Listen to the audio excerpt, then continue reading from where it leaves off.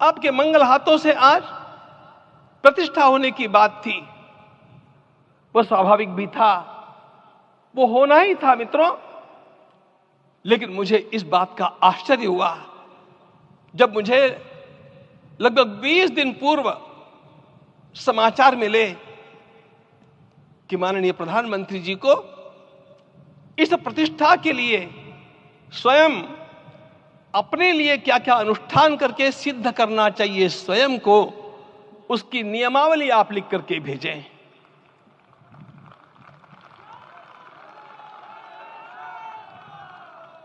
जिस प्रकार का हमारे देश का राजनीतिक माहौल है, कोई भी आकर के किसी भी समय कुछ भी कर्म करके चला जाता है, वो उद्घाटन हो चाहे पौधारोपण हो चाहे कुछ भी हो, लेकिन उसके लिए मैं अपने को सिद्ध करूं, इस प्रकार की भावना कहां होती है?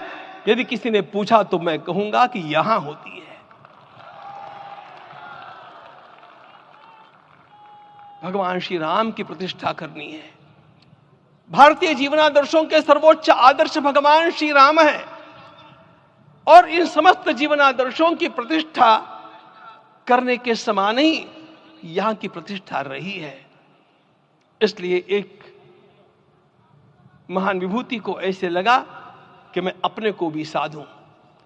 मैं कर्मणा मनसा वाचा, कर्म से, मन से और वाणी से अपने को उसके लिए शुद्ध बनाऊं, सिद्ध बनाऊं, और उसका मार्ग तप ही है। भगवत गीता ने कहा, यज्ञ दान तप कर्म न त्याज्यम कार्य में तत्। तप से ही विशेष परिशुद्धि होती है।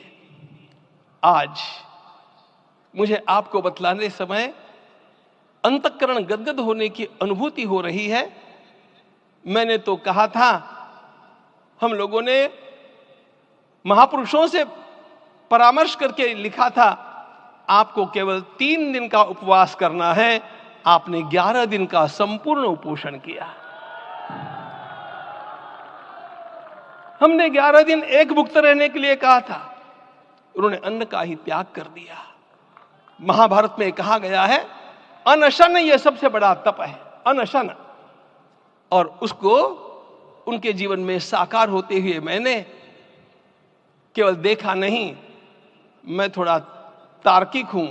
आपकी परम पूजनीय माता जी से मिलकर के मैंने उसको रिकन्फर्म भी किया था कि आपका यह अभ्यास 40 वर्षों का है। ऐसा तपस्वी कोई राष्ट्रीय नेता प्राप्त होना यह सामान्य बात नहीं है। वे इन दिनों में हमने कहा था कि आपको विदेश प्रवास नहीं करना चाहिए, क्योंकि सांसर्गिक दोष भी आते हैं।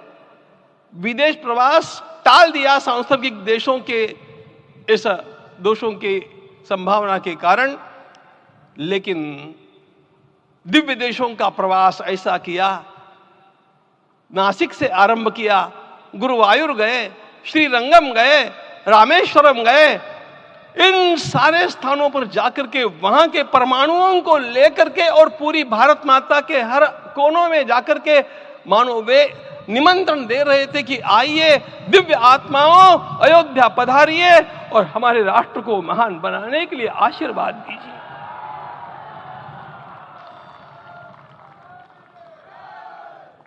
हमने केवल कहा था 3 दिनों तक आपको भूमि शयन करना चाहिए। 11 दिनों से आप भूमि शयन कर रहे हैं। इस कड़कड़ाती ठंड में इस प्रकार का शयन करना,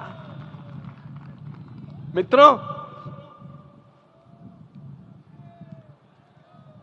ब्रह्मा जी ने सृष्टि को निर्माण किया।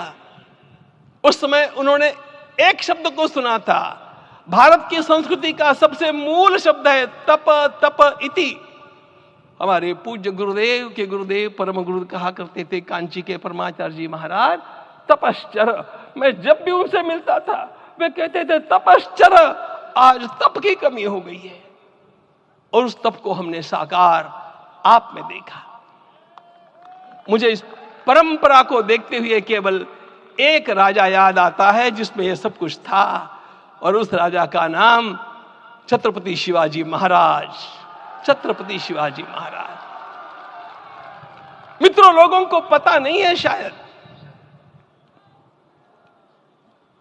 वे स्वयं जब मल्लिकार्जुन के दर्शन के लिए श्रीशैलम के ऊपर गए 3 दिन का उपवास किया, 3 दिन शिव मंदिर में रहे और महाराज ने कहा कि मुझे राज्य नहीं करना है, मुझे संन्यास लेना है, मैं शिव जी की आराधना के लिए जन्मा हूं, मुझे संन्यास लेना है, मुझे वापस मत ले जाइए। इतिहास का वो बड़ा विलक्षण प्रसंग है।